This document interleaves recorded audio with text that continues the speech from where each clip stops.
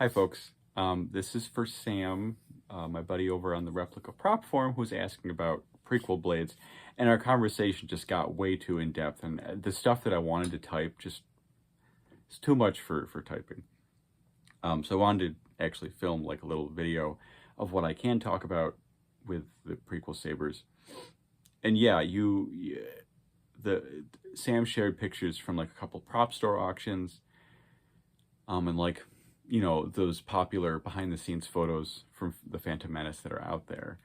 And yeah, that's kind of, those blades were weird. We're talking about the green and pinky red CGI blades that they used for the prequels, because they did do the blades with computer graphics over them. So they used very thin key and color for those. And they were aluminum, so they bent quite easily, and they went through a lot of, they were like, they would take them and try to bend them back into shape to keep going, but it didn't always work. Anyways, they had access to a lot of like machine shop equipment, so there's very little found part stuff to talk about. There were like aircraft and hydraulic knobs on some of these sabers. For those watching that don't know, this is in Anakin Starkiller and Dewey episode 1 prop, Replica. This is very cool. We did it like mid-aughts, 2008, 2010. Phantom Menace replicas have already been done. Like, it's been a while since 1999, right? So right after that, the Replica prop forum, there were a lot of people. Anakin Starkiller even did one a while ago. So it's been some time since we've re-looked at these at all. This was a recent project because they decided to actually design and have machined and work on all the weird layers that are in these. Like, this isn't just black paint over some grooves. It's literally like an outer aluminum sleeve machined to all the weird shapes with plastic sleeves inside, and then an aluminum core on the inside, 2 or 3 layers up here. It's like a sushi roll, this whole thing, which is how the original was done. So it feels very, very exciting to hold a multi-layered prop replica that actually would weigh similarly to what the original prop probably is. Although I think they did resin casting for the grip parts. And this is Delrin. Is it acetal or is it ABS? I think it's acetal. I'm not sure. They would know. Anyways, the blades themselves, there's, looking at all the auctions, there are like multiple versions. The ones that they used for fighting, I swear to God, had to be thinner, because this, actually, let me see if I can do this here. This is not,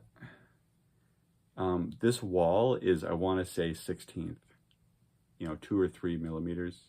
No, not 3. Maybe 2 millimeters thick. It's not like paper thin, but it's also not like thick, 1/8 gauge stuff. It has a little bit of heft to it. And some of the auction photos, like from Prop Store and Heritage, they have blades that are a little robust, maybe 2 millimeters. What that, did I get the pommel caught? Yes, I did. What that means, though, is that any insert to fit on the threaded rods naturally would have to fill up all that space. So those would have to be quite thick. And on top of that, you would think with this gauge, this is pretty thin gauge, I guess, thin wall, but with a 3 foot long, this is a little bit over 3 feet, with like a 3 foot long blade, unfortunately, like a lot of, replica swords, this is not weighted properly. When you do fencing work, you want the center of balance right around where your hands are. And they used Bob Anderson and, Nick, what's his name, to do stunt work and choreography. Why can't I think of his name right now? Nick Gillard. Right, so I'm assuming, and Ray Park was a martial artist, so I'm assuming they knew about, weight and stuff on set. So I'm imagining that when they fought, they had to use blades that didn't add too much weight. When you use just like the 2mm-ish wall, it is like maybe right around the emitter area, right? See, that's even too far. So it's onto the blade somewhere, right around the top, maybe right around this ring. Unfortunately, you hold this here. We can see the actors holding them all here. So that makes it very difficult to do swings and stuff. I'm assuming these thicknesses of blades were used for other scenes, like blocking blaster bolts or swinging or something within the camera frame.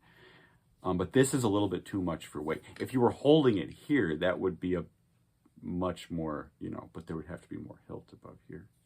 That's ridiculous. So the blades, I guarantee you, had to be thinner than.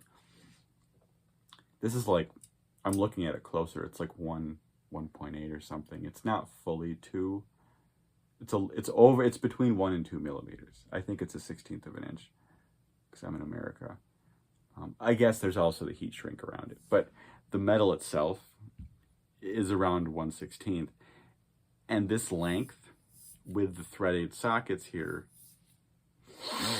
it's too much. It's way too much. So the question remains, maybe, since those were resin hilts, yeah, they dueled with solid resin handles. They didn't use the fancy metal ones for dueling. That would have probably hurt. But resin, like a single piece of resin like this, I've got a Luke Return of the Jedi saber here. That is, there was some brass stock on that. Okay, this is around, it's a little smaller, but this is solid resin, quite light. Even if they used a little tougher resin, the blade would have to be quite thin in order to balance out the weight. Maybe 1 millimeter blades, if that. And like you were saying, that in those auctions, the set screws are not here. They're there and they're up here. So you're talking like 8 to 9 inches of threaded something or other here. There is threaded rod going down to like here or something in the hilts. But that's a lot of weight in front of the handle. Yeah, this is why we're a little, unsure of the proper setup for one of those things. I have a resin hilt from Dewey with the threaded rod. Let me go get that. 1 second.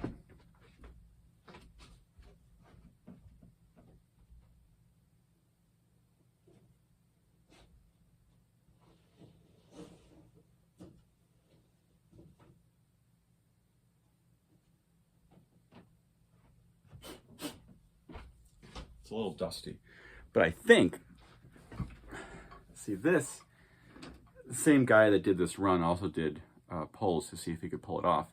He did. And I am absolutely amazed.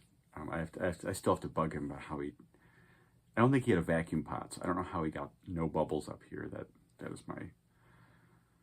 my thing. But again, this is still quite light. And the original threaded rods were pretty far this way, and his threaded rods go down to about here. So with more weight here, you're looking at that.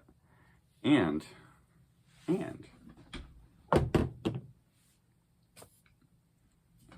if I take, like I was going to, an Allen wrench, undo this. Well, let me see if I can. Oh, I don't need an Allen wrench. Okay. The Allen wrench on my kind of slap together, can I make it work blade, just hold the socket in. They don't actually run through the socket to the threaded rod, but I don't think that's, they had to go all the way down. Like I think they drilled through the threaded socket onto the main rod. They had to, right? There's so many unknowns with this. There's so many unknowns. It's kind of fun to postulate and brainstorm a little bit. And it's fun to make things and experiment with how, you know, does the weight work? Okay, the weight doesn't work. Must have been different. This is a long rod. I like how I'm just kind of taking up time talking and babbling about things. Wow, this is longer than I thought. Oh, there we go. Okay. So that would be, this is a little longer than the resin stunt that I have, but again, similarly. And what I slapped together was this. There is the threaded inserts there, and just like you were talking about, the ones on like AliExpress that are 100 millimeters, we're looking for ones that are about, what, 200 millimeters or something, 20 centimeters. This is quite thick. And again, with the thinner wall, you have to make up the space with the spacer, I guess. So I think, if I'm trying to remember, I think I was working with Dewey on it, trying to locate like thick-walled threaded stuff. And I think I did. We did. I didn't make that. Nobody made this that I know of. I'm trying to think back. But yeah, I did this because episode 2, as they filmed, they seemed to get more and more robust, the stunt pieces. And I think by episode 2, there are like some Mace Windu sabers that have alternating screws like this. So I just kind of went with that. Specifically because I don't think I don't think any of us have found long enough things that were this thick. I think I did this because there's literally 2 short, like, 50 millimeter things or something. And probably because the 200 ones were too thin, or the 100 ones were too thin. And so I couldn't even put those in and stack them to make like a 200-ish thing, because there would be all this empty space in there. Weird, right? Weird. The heat shrink was fun, though, I will say. I got some that was a little bit wider than whatever blade I ended up with. And whatever aluminum tube I bought from the metal place near me. And then you get to kind of put the heat gun over it and watch it. It's pretty satisfying. It didn't totally work. Like, I don't know if you can see, there's some light patterns here, and the blade part's pretty nice. Towards the ends, it didn't quite fully heat shrink to it. I don't know why.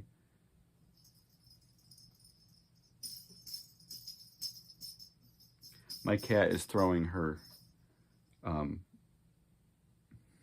toy balls down the stairs. I think she wants to play. So I'm going to go do that. But those are my thoughts on the episode 1 sabers.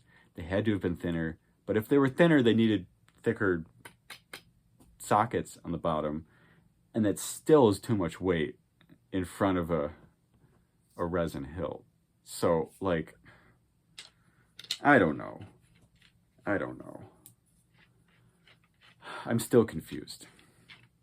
But I was confused like this about the original trilogy sabers for a while, and the answer was just machining. Like, we didn't know for years what filled the hilts, because a Graflex camera flash is empty without batteries in it. And when you make a sword, you need to have the tang embedded in solid material, like the handle. You don't stick the tang in an empty, cylinder. It'll rattle around, it'll move. So how did they make the flashes solid? They machined solid, like, aluminum slugs to go in there, bolted to the tubes. And now she's chasing the ball down the stairs. That's funny. But again, like, we didn't know if there was filler in there or something, and it turned out to be metal. But again, that was metal filling the space, and that was heavy enough that the fiberglass and aluminum blades on the steel rod were balanced perfectly. This, on the other hand, is quite different.